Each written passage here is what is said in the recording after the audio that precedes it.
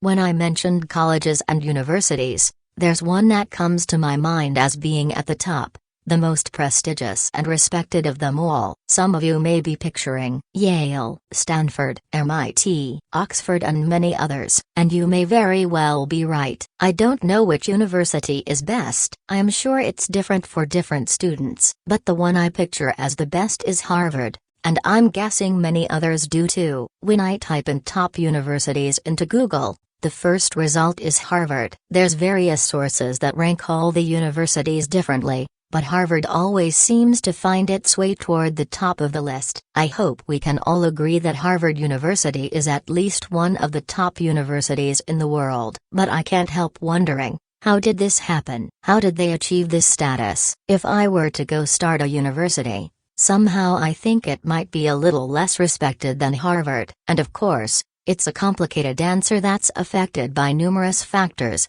but a big part of it is their financial situation. It's fantastic. They're so prestigious that they're able to charge ridiculous tuitions, and that's how they have so much money, right? Actually, that's not true at all. I mean, it is true they are prestigious and do charge ridiculous tuitions, but that's not how they achieved their fantastic financial condition. They actually did it through their endowment. Now, let me explain what an endowment is. There's people out there that really believe in Harvard. They think it's a great school and want to see it succeed and maintain or even grow its reputation, so they donate money to the university. Harvard takes this money and invests it. Ideally, they earn interest on this money. That's basically what an endowment is, the combination of money donated and the interest earned. When people donate money, they commonly give restrictions of what it's to be used for. Maybe it could only be used toward the library, or maybe Harvard has to keep the principal invested and only spend the interest. So keep in mind,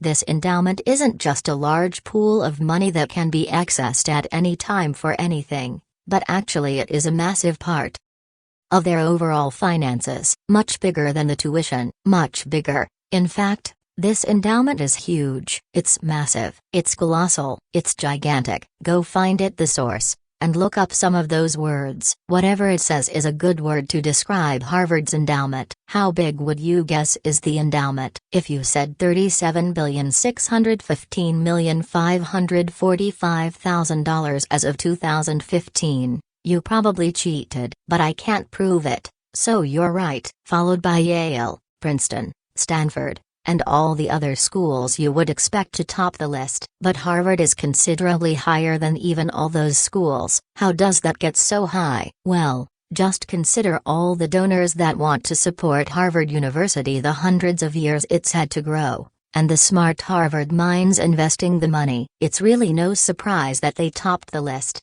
when you think about it, and this is primarily how they run their university. Just imagine the kind of returns you can get from investing $37,615,545,000. They have good and bad years. They even had a pretty big hit a few years ago when the economy went bad, but it's been generally growing. Which this brings up more issues for the school. One is that they are indeed dependent on this endowment now more than ever, and the endowment is dependent on the economy in general. It's dependent on factors that are out of their hands, which puts them at risk. It's just something to keep in mind when the economy struggles. So does Harvard. The other issue is that Harvard is classified as a non-profit school, yet they're pulling in millions, if not billions of dollars each year. Sort of sounds like they're earning a profit, but as a non-profit, they're getting a ton of tax breaks. Many people view this as an issue and feel there should be certain taxes paid. The endowment is meant to fund certain things and be there as a security, something to keep the university stable if things go bad. But there's a group of people that feels like they're using their endowment to help grow their endowment rather than for the intended reasons. Plus,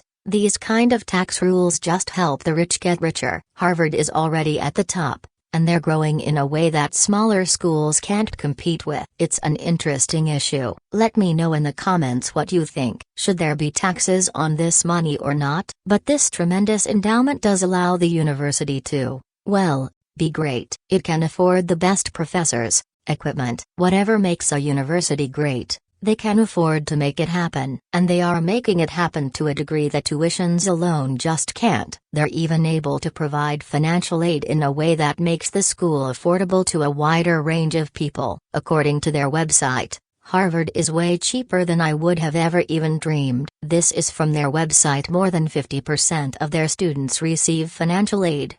100% can graduate debt-free, and over 20% of students' families pay nothing. From this page, you can click on a link to what they call the net price calculator. It's an estimate of how much you would have to pay if you attended Harvard, and for the families that aren't rich, I think you'll find it extremely affordable. Here's an example. I'll say I'm a U.S. citizen from California, a place that's very far from Harvard. One child in the family in college, and 4 people in the family, just say income $75,000 with no major assets. It estimates my scholarship to be over $63,000, and my cost would be less than $7,000, and even that's broken down in a fair way. And when I lower the income, it just keeps getting better for me. According to this net price calculator, you can go to Harvard for a price that's comparable, if not cheaper, than most colleges. And just a couple more stats from Harvard that support that. The amount that parents making less than $65,000 are expected to contribute is zero, and 90% of American families would pay the same or less to send their child to Harvard as they would a state school. All of this does seem too good to be true,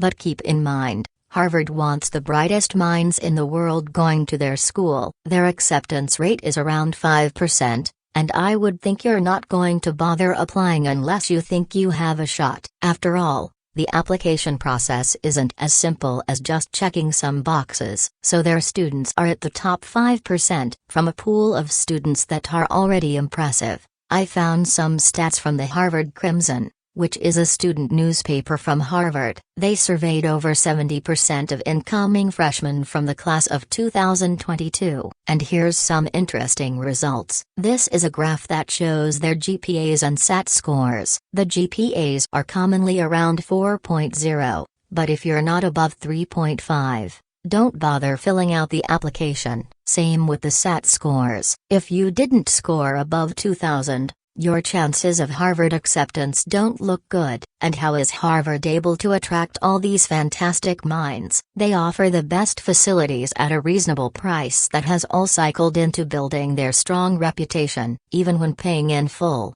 it's well worth the price. But there is that perception that Harvard is for rich people, which, as I showed, isn't completely true. But I think I know where the perception comes from. Again, from the Harvard Crimson, nearly 16% of surveyed members of the class of 2022 have parents whose combined annual income exceeds $500,000, and in comparison, about 15% of the surveyed members have parents whose combined annual income totals below $40,000. So for this year surveyed, there were more students whose parents made over $500,000 than students whose families made less than $40,000. These universities are filled with more rich kids than students from middle-class family. Rich families are more reluctant in sending their kids to these elite universities, as it's a matter of pride in society that their kids went to world-class universities. It has now become more of a society status and thus pushing their kids into it. Now look at this report. Over 16% of students are first-generation student, so a Harvard graduate will have more money as their parents are rich. This explains the high family income of most of the students. The above pie chart depicts the family income, which also concludes that amount of rich kids in these universities are higher than a middle-class students. These elite universities are status symbols which many parents think of receiving it, and all the rich parents are in race to force their kids to study only in these elite universities. Let me know in the comments section what do you feel about these policies of Harvard University, and if you like to share yours high school or college policies, it is much appreciated. Till then, see you in the next video.